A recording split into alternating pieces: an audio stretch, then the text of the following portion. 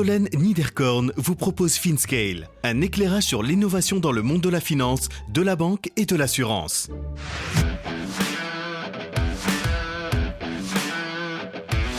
Du Meta Exchange au gestionnaire de fortune suisse 3.0. Cyrus Fazel, CEO et fondateur de Swissborg. Nous, on se rendait vite compte avec l'équipe que c'était super difficile finalement d'acheter et traiter des cryptos. Il fallait en général créer un compte sur Coinbase, ensuite envoyer sur Kraken, notre échange. C'est toujours un peu compliqué, quoi. Et puis il fallait vraiment être initié en fait pour comprendre ce qu'il en était. Et du coup, on s'est dit mais comment on peut créer potentiellement un échange qui arrive avec n'importe quelle paire, on peut traiter avec n'importe quelle devise fiat, on pourrait acheter ou vendre différentes cryptos. Et là, on s'est dit, est-ce qu'on va créer un échange ou est-ce qu'on va créer un méta-échange? Entre un échange d'un échange ou un échange où on agrège les différents échanges pour avoir la meilleure liquidité et du coup pour avoir les meilleurs prix. Et c'est là qu'on s'est dit, c'est clair, c'est ça qu'il faut faire. De la finance traditionnelle à la création de Swissborg, Cyrus nous livre le parcours du combattant qu'il a mené avec son cofondateur pour créer cette start-up. Il revient sur ses racines iraniennes et nous explique comment, partis d'une toute première ICO, ils sont parvenus à fédérer une communauté active et supportive. Nous détaillons le fonctionnement de la DAO, l'organisation autonome décentralisée, et la manière dont cette société crypto s'est organisée pour être très réactive face aux besoins de ses utilisateurs. Cyrus nous explique comment ils ont construit ce Meta Exchange, la manière dont ils s'y prennent pour offrir la best execution, de la liquidité et offrir les meilleurs prix à leurs clients. Nous faisons un focus réglementaire et revenons sur les raisons qui ont poussé Swissborg à se faire réguler en Estonie. Nous allons dans le détail des services et notamment en matière de rendement passif, qu'il s'agisse de staking ou de yield farming. Nous faisons un focus sur les besoins mis en œuvre pour conseiller les clients, particulièrement au travers des algorithmes développés en interne dans le cadre des indicateurs Swissborg et de Cyborg Predictor. Enfin, nous comprenons le fonctionnement, l'usage et les raisons qui ont conduit Swissborg à émettre son propre token. Bonne écoute à tous!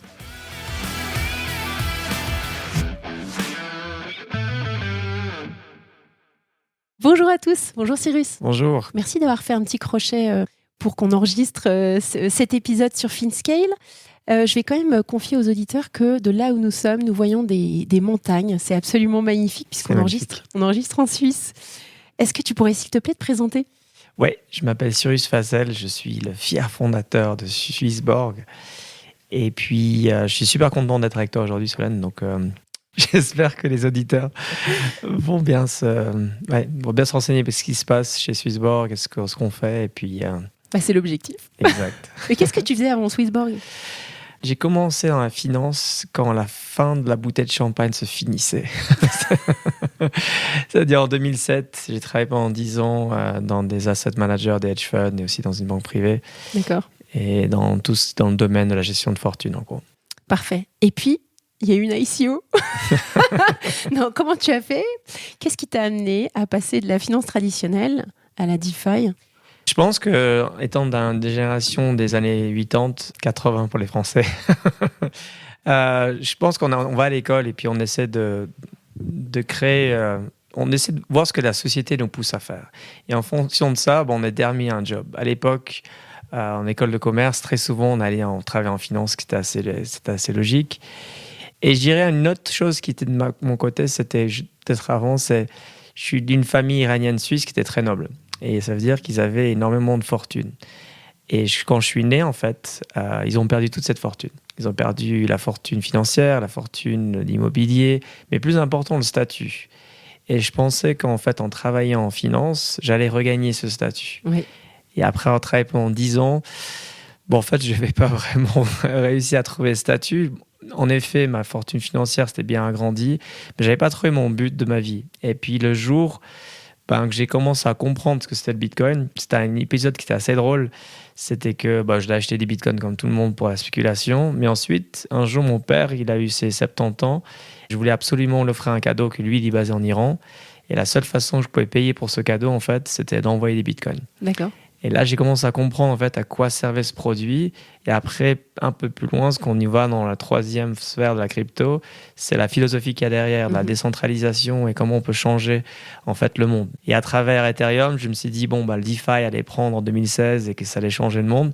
Ça a pris beaucoup plus de temps qu'on idéalise, ce qui est logique. Mais c'est là que je me suis dit, mais pourquoi pas faire de la gestion de fortune pour tout le monde? Et c'est là que Swissborg est arrivé avec Anthony aussi, le sommier, le cofondateur. On s'est dit, il faut faire quelque chose dans le monde de la blockchain. Et Swissborg va créer une mission qui est de démocratiser la gestion de fortune en la faisant la plus ludique, la plus juste, et à le faire à travers une communauté. Ouais. C'est Top. comme ça. Alors la première communauté, est-ce que du coup ça a été l'ICO? Exactement, ouais. Ok.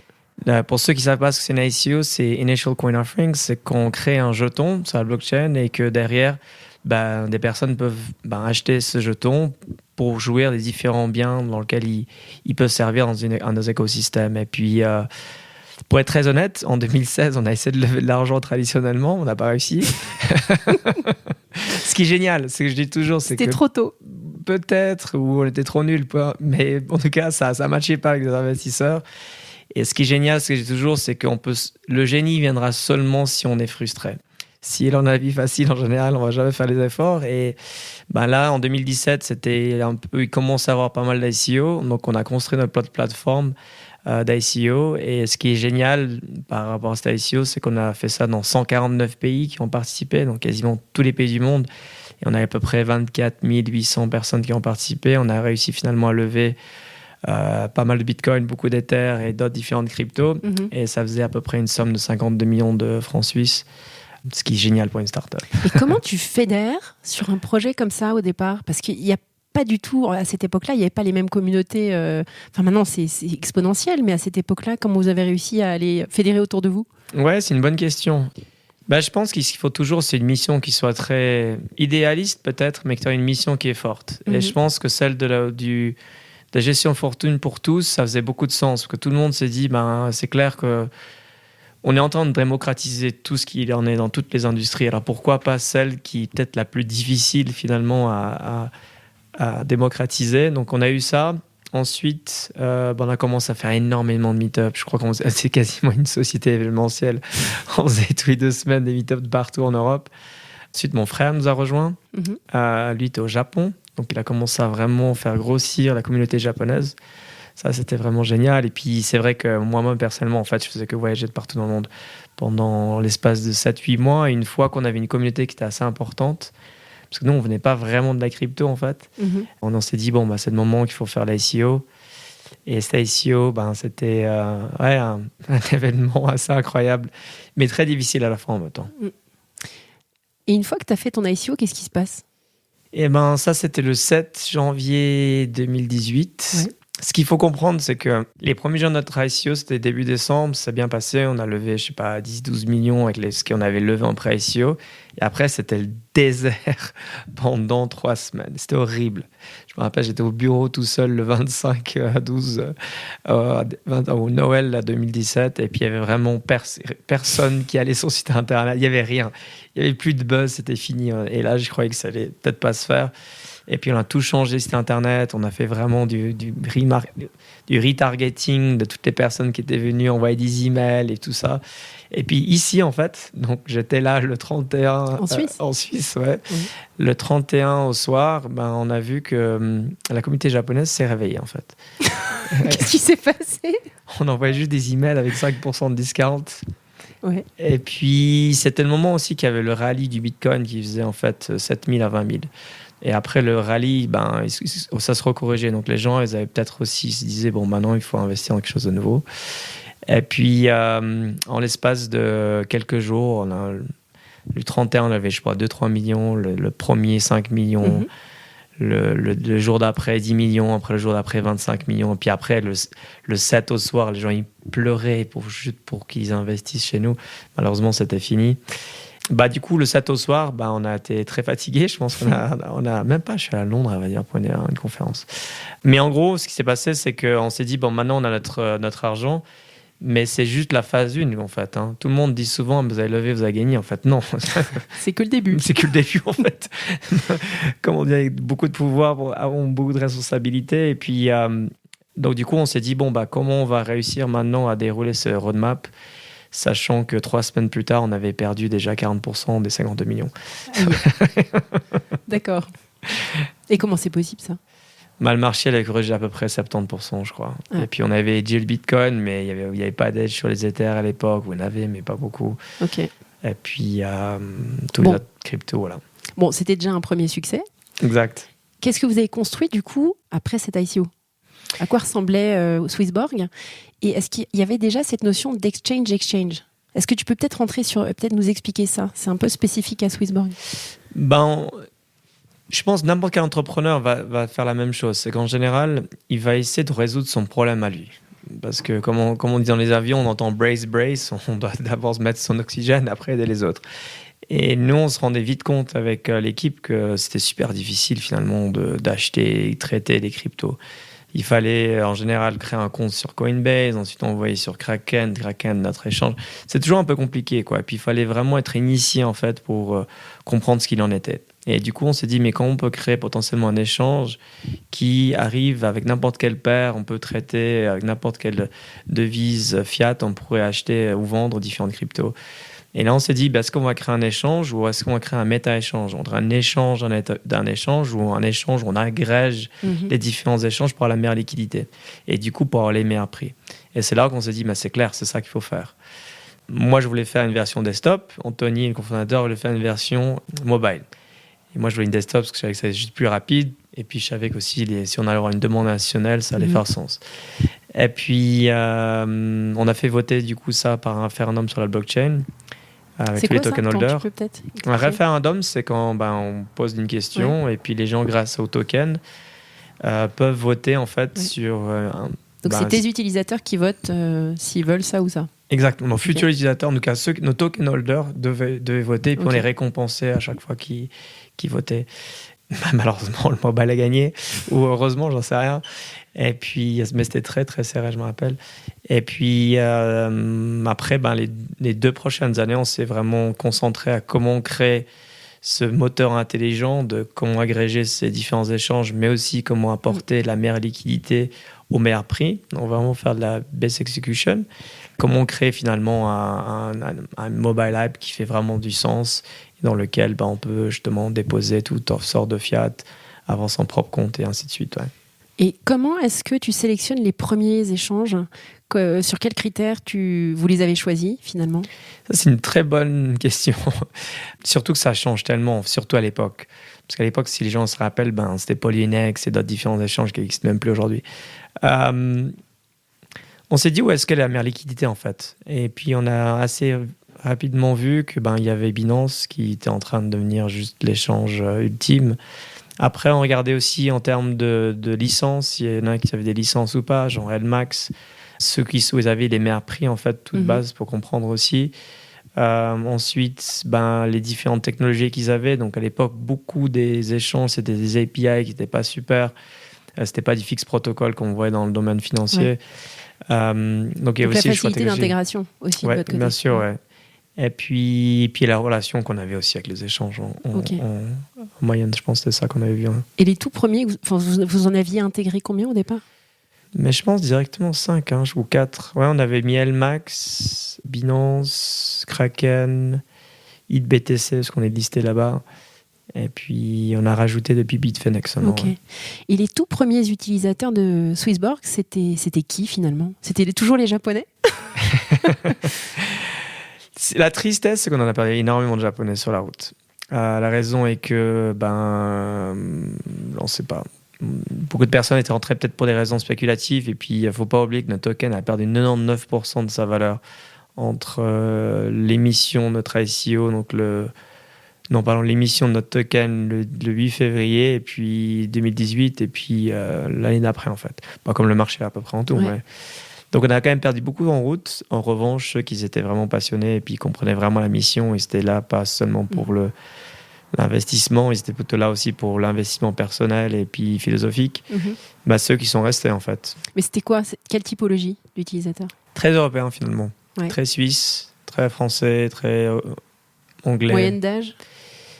Plus âgé que la moyenne, ouais. C'est plutôt du 30-55, notre communauté. Ouais. Ok, d'accord. Et t'expliques ça comment? Je pense, on est un peu plus âgés, je pense. Qui se ressemblent, ça semble. Ouais, je pense. Mais je pense que le plus important, c'est qu'on est plus long terme. On fait du wealth management finalement. On n'est pas là, on n'a pas une approche KuCoin, on va dire, investis chez nous, tu vas faire fois 1000 en 2 secondes. Mhm. On sait très bien, si tu fais 1000 en 2 secondes, tu reperdras 1000 dans 2 secondes d'après. Donc je pense que il y a ça, puis le discours qui est très philosophique de comment changer le monde, comment faire un impact. Je pense que ça fait aussi un effet. Et puis, mais en général, notre communauté la plus forte, on dirait, c'est 30-55. Et puis, c'est des Suisses, des Français, des Luxembourgeois. Des Luxembourgeois, oui. Au Benelux, pas assez. Et puis UK surtout, ouais. Ok, super. Alors maintenant, Swissborg, aujourd'hui, ça ressemble à quoi? Si tu pouvais nous décrire la team, comment vous vous êtes organisé. Enfin, j'ai plein de questions, en fait. On va commencer déjà par l'équipe.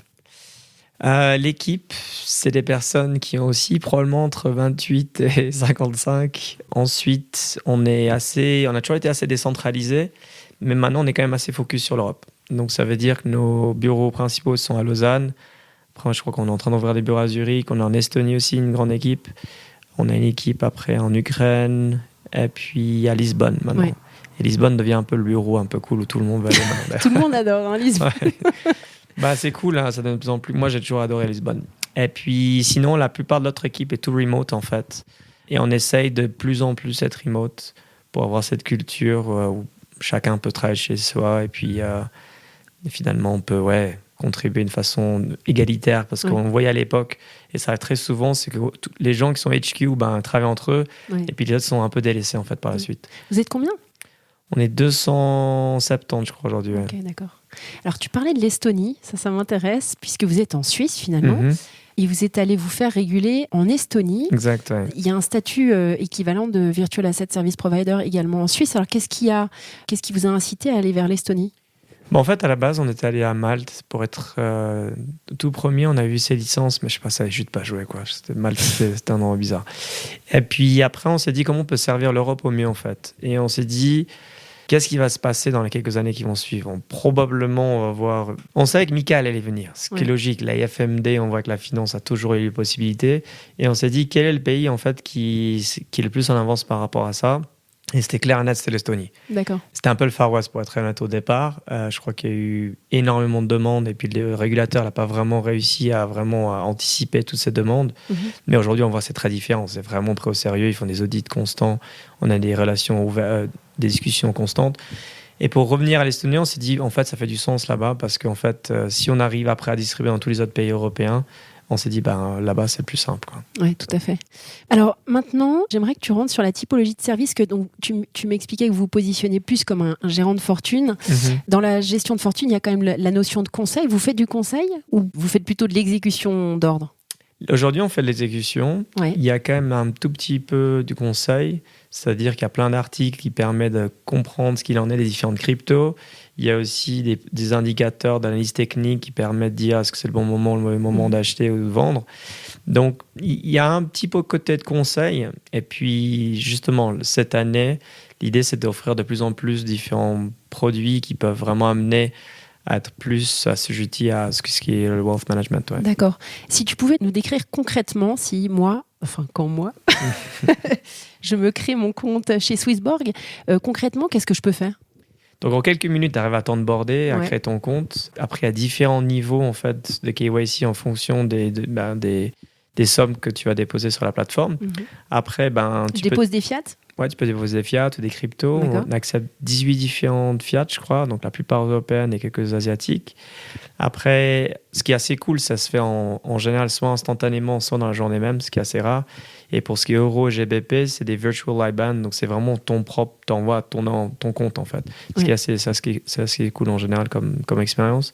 Après, tu peux acheter et vendre différentes cryptos, toujours au meilleur prix, parce que ça agrège justement et ça offre la base execution et tu peux voir en fait le smart routing. Donc si tu déposes, je sais pas, 1000 euros et puis tu vas acheter 1000 euros de Bitcoin, mais on va pas seulement forcément trouver le meilleur prix sur les différents échanges agrégés, mais on va essayer de faire le routing. Donc peut-être que tes 1000 euros vont se convertir en dollars, ces dollars vont acheter des Ethers et ces Ethers vont après acheter des Bitcoins sur plusieurs différents échanges. Donc ça, les ordres peuvent être splittés aussi ? Exact, ils sont la plupart du temps, D'accord. dès qu'il y a des ordres qui sont un peu importants, ils sont toujours splittés. Ouais. D'accord. Et tu peux avoir jusqu'à 25 trades pour juste en fait un achat ou une vente de crypto ou de fiat. Et ça, c'est un truc qui est vraiment cool. Et après, 2021, je crois qu'on a été un des premiers acteurs vraiment à pousser dans le monde de la finance décentralisée. Donc, on dit le DeFi.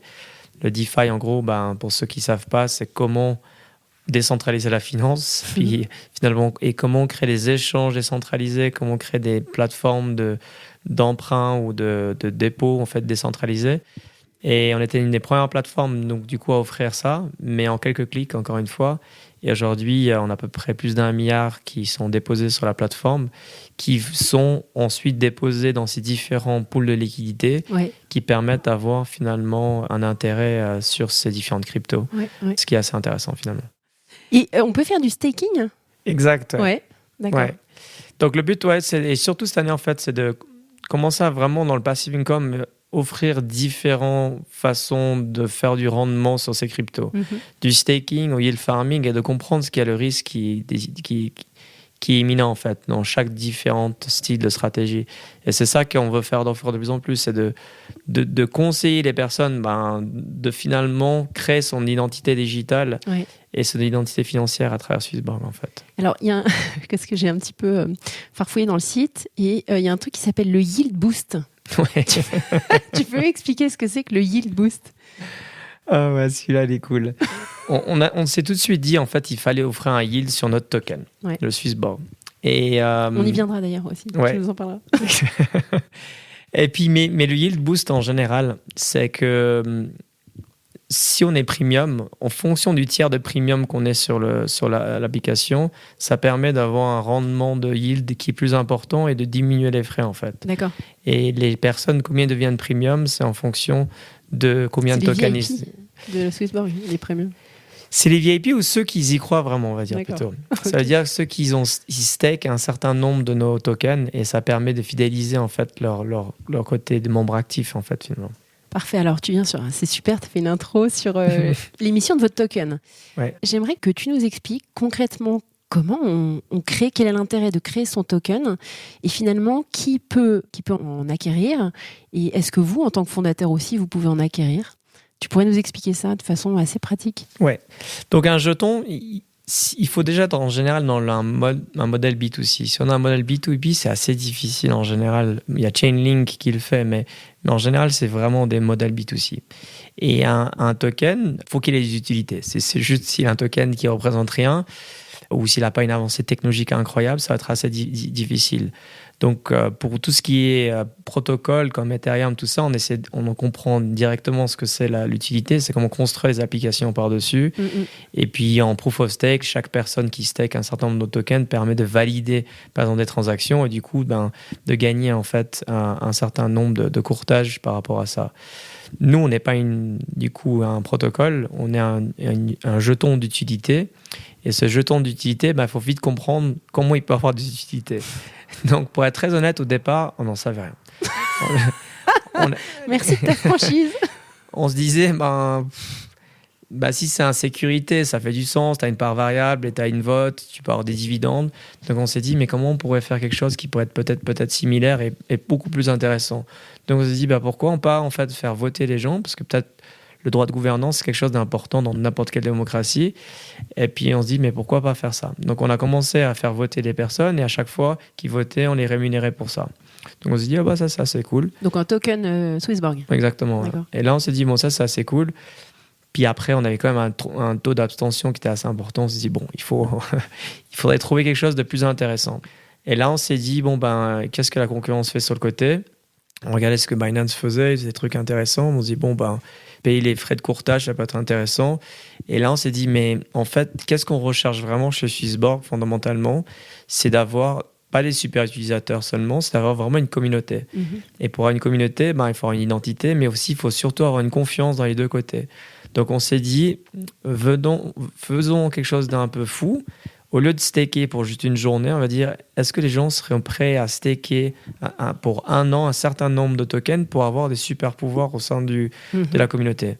Il faut s'avérer que oui, il y a beaucoup de personnes. Aujourd'hui, on a plus de 30 000 personnes qui stakent nos tokens pour une durée de plus d'1 an ou d'1 an minimum. Et à chaque année, ils peuvent soit unstaker ces tokens, soit continuer d'avoir ces différents premiums qu'on a. Et c'est là qu'on s'est dit, mais en fait, il y a énormément de valeur à rajouter sur ce token, c'est les faire staker. Par la suite, on s'est dit, mais comment on peut créer d'autres utilités? On s'est dit, pourquoi pas faire un sort de buyback and burn ou un protect and burn. Et on voit des sociétés... C'est quoi un protect and burn? C'est quand les gens, on rachète des tokens, ou par exemple, des sociétés d'efforts, parfois, elles rachètent des actions. On s'est dit, pourquoi pas faire la même chose? Sauf qu'on s'est dit, on va seulement le faire quand le cours du token, on va dire qu'il n'est pas à son meilleur. Et du coup, on achète une certaine part de nos revenus vont pour racheter le token. Et ensuite, on les brûle. Comme ça fait en fait un jeton qui est désinflationniste, en fait. D'accord. Alors, question, après, libre à toi d'y répondre, mais vous, en tant que fondateur, est-ce que vous avez des tokens Swissborg? Et est-ce que vous vestez ces tokens? Je pense que ça, c'est n'importe quel ICO qui se passe dans le monde, il faut absolument faire du vesting. Et il faut absolument dégager beaucoup de tokens pour l'équipe. Parce que ça rejoint toujours l'équipe de toujours se servir d'abord pour ensuite servir mieux les autres. Et oui, nous, on s'est vesté pendant 5 ans. D'ailleurs, on peut maintenant, en fait, les unstaker, d'ailleurs. Si on veut. Ouais. Depuis, je pense, aujourd'hui, d'ailleurs. D'accord. Depuis le 10 février, quoi. Mais bon, moi, j'ai aucun intérêt. Puis le reste de l'équipe, c'est la même chose, j'imagine. Mais nous, on s'est dit, on va les garder 5 ans, loqués. Parce que ça permet, en fait... Le problème qu'on a souvent avec les ICO et pourquoi 90% des ICO ont quand même fait faillite, c'est quand même triste à dire que 99% des ICO ont fait faillite. Jamais pensé. Ouais, c'est horrible. On fait partie il y en a moins de 10, je crois. Ou 15 peut-être. Et pourtant, il y a eu 100 000 ICO. L'idée, c'est que malheureusement, on crée un jeton qui peut avoir énormément de valeur. Et après 1 mois de l'ICO, on peut vendre ces tokens et devenir multimillionnaire. Et nous, c'est direct, Anthony, on dit, écoute, il faut être clair, on va faire du vesting pendant 5 ans et j'espère que tout le monde dans l'équipe sera d'accord et il n'y a pas une personne qui était contre ça, en fait. Et encore aujourd'hui, comme je dis, je complètement oublié qu'on avait le droit d'investir, en fait. Et ce qui est encore plus cool chez Swissborg, en fait, c'est tous les 6 mois, on a des bonus qui sont en CHSB, en fait. D'accord. Nos tokens. Donc, ça permet aussi de donner de la valeur, en fait, à tous les employés et se sentir partie de cette communauté, en fait. Et notre OKR principal, par exemple, de Swissborg de cette année, c'est d'être dans les top 50 de tous les tokens et de rester dans les top 50, en fait. Top. Hyper motivant. Ouais. Alors, un point intéressant aussi, c'est que vous avez intégré de l'intelligence artificielle au sein de Swissborg dans pas mal de choses. Alors, tu en as parlé tout à l'heure, le Cyborg, j'espère que j'ai bien dit, Cyborg Predictor et les Swissborg Integrators. Exactement. Est-ce que tu pourrais nous expliquer de façon concrète comment ça fonctionne, à quoi ça sert et quelle est l'utilité pour les utilisateurs? Ouais, donc ceux qui adorent faire l'analyse technique, être un chartiste, il y en a qui adorent faire ça et d'autres personnes, comme moi, j'en ai, je pense, trop fait. Et puis du coup, on n'a plus vraiment intérêt de faire ça. Donc l'idée, c'est dans un indicateur, donc le Swissborg Indicator, c'est de faire toutes les différents RSI combinés avec des moyennes mobiles et de trouver une formule qui permet de dire est-ce que c'est le bon moment ou pas. Mm-hmm. Le Cyber Predictor, c'est plus ou moins la même chose sur ces intervalles différents de temps. Et en plus, il y a un peu de social media, en fait, effect, qui peuvent finalement dire est-ce que c'est le bon moment ou pas, quoi. Donc, il y a ça. Ensuite, qu'est-ce qu'on a fait d'autre avec l'AI? L'onboarding, forcément, il est fait avec de l'AI, mais ça, c'est pas vraiment nous qui le faisons, c'est nos prestataires. Ouais. Il y a aussi, sur tous les cross-chain analysis, en fait, on utilise Elliptic, qu'eux aussi, ils font du scoring de chaque wallet. Donc, à chaque fois que quelqu'un nous envoie des bitcoins ou peu importe des cryptos, on fait un scoring d'AML pour être sûr que ces wallets n'ont pas été amenés à être sur le dark web ou sur des cas compliqués pour ça. Puis après, à l'interne, on fait toujours des différentes analyses sur les utilisateurs, tout ça, pour permettre encore une fois à scorer nos utilisateurs et comprendre en fait comment on arrive à donner une meilleure expérience à chaque utilisateur. Ouais. Parfait. Alors j'aimerais qu'on parle aussi du DAO de Swissborg. Tu as parlé déjà de la communauté, mais j'aimerais que tu nous expliques concrètement comment ça fonctionne, la DAO, et puis quel principe de gouvernance on met en place quand on en crée un.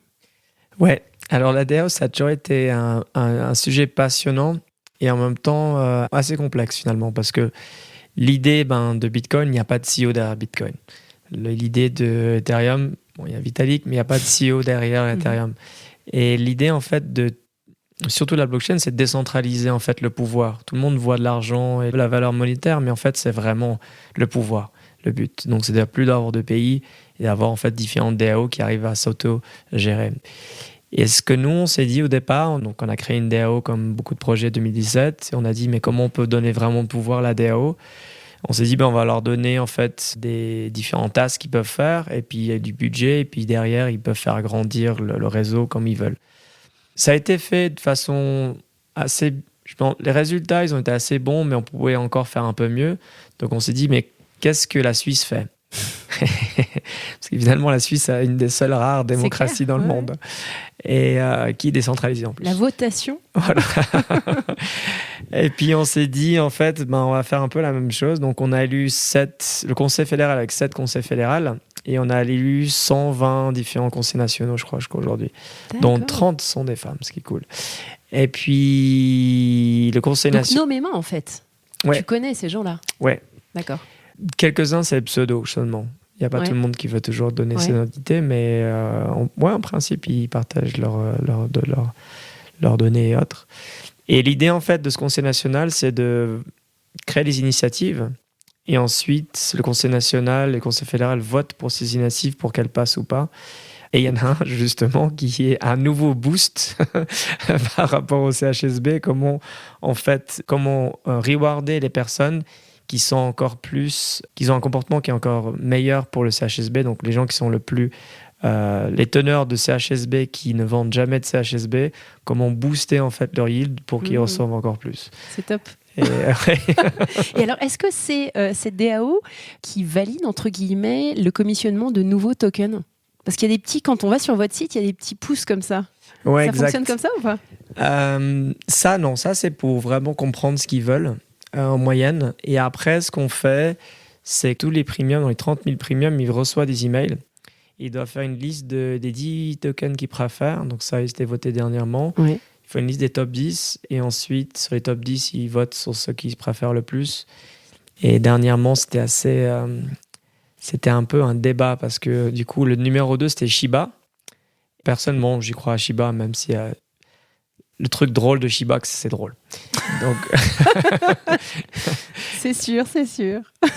Mais les gens, ils peuvent voter encore une fois pour lister le certain nombre de tokens et autres. Et ça donne un grand plaisir en fait de pouvoir apporter en fait des initiatives et voter ces initiatives ou voter ces différents projets en fait. Parfait. Alors, il y a encore 2 questions que je vais te poser. La première, c'est de savoir finalement qui sont vos investisseurs. Est-ce que vous avez d'autres investisseurs ? Est-ce que vous avez des fonds qui ont investi au sein de Swissborg ? Non, pas vraiment. Jusqu'à aujourd'hui, pas, ouais. D'accord.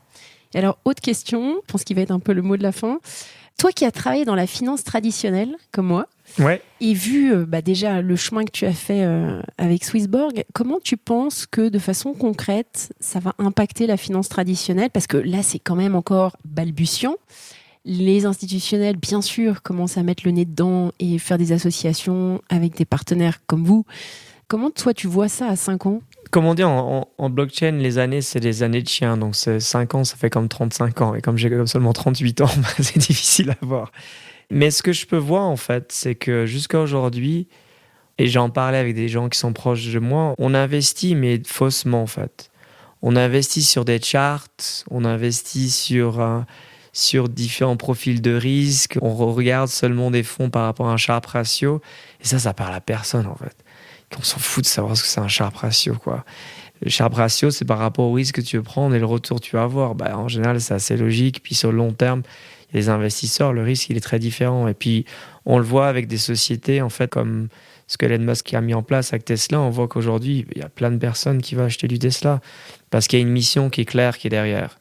Et je pense que le problème qu'on a aujourd'hui, c'est que Monsieur Tout-le-Monde, en fait, a probablement un iPhone ou un Samsung, mais aucun des deux, en fait, a ni un stock d'iPhone, ni un stock d'Apple, ni un stock, finalement, de Samsung.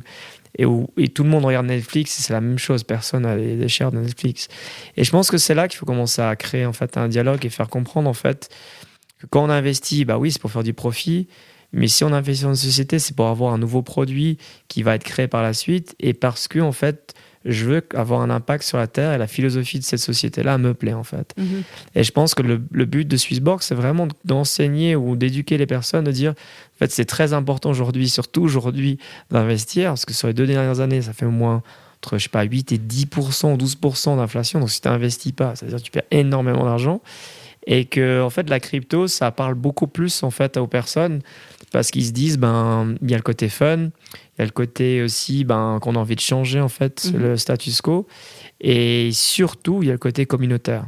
On le voit, et là j'ai vu vraiment la création en France de tous les blocs qui en 2019-2020 où tout le monde s'entraide pour expliquer comment faire sa recherche et comment investir en différents projets en fait. Et c'est ça qui est un peu donc un peu une différent. source d'inspiration pour la finance traditionnelle. Complètement, ouais. Quel message. Tout le monde t'écoute. Ok, bon, écoute, je sais que tu as au moins écouté un de mes épisodes, donc je termine toujours sur une recommandation de livre, par exemple. Qu'est-ce que tu nous recommanderais ? Mais je lis rarement, en fait, malheureusement. De podcast. De film. On a fait un film l'autre jour. Ah ouais, Akira, c'est le film que je préfère le plus en général. Mais comme podcast, je dirais forcément celui-là aussi de mon frère qui est très bien, qui est en anglais. Qui est un podcast. Kryptonite, ouais.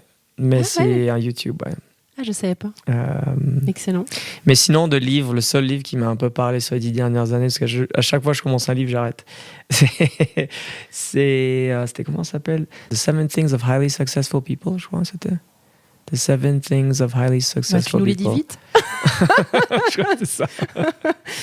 Ok, parfait. Écoute, Cyrus, c'était hyper intéressant, beaucoup trop court. Merci pour tout. Est-ce que je peux te poser une question? Ouais. Et toi, qu'est-ce que tu penses du demain de la finance? Comment tu penses tes enfants vont être amenés à s'intéresser à la finance? Comment? Écoute, moi, tu sais que je suis quand même pas mal mouillée dans le Web3 et que c'est un sujet que je suis de très près. Moi, je suis passionnée parce que justement, ça bouge un petit peu toutes les lignes de la finance traditionnelle que j'ai connue. Et j'ai connu, comme toi, des crises pas forcément très faciles, notamment quand on gère, ce qui était mon cas.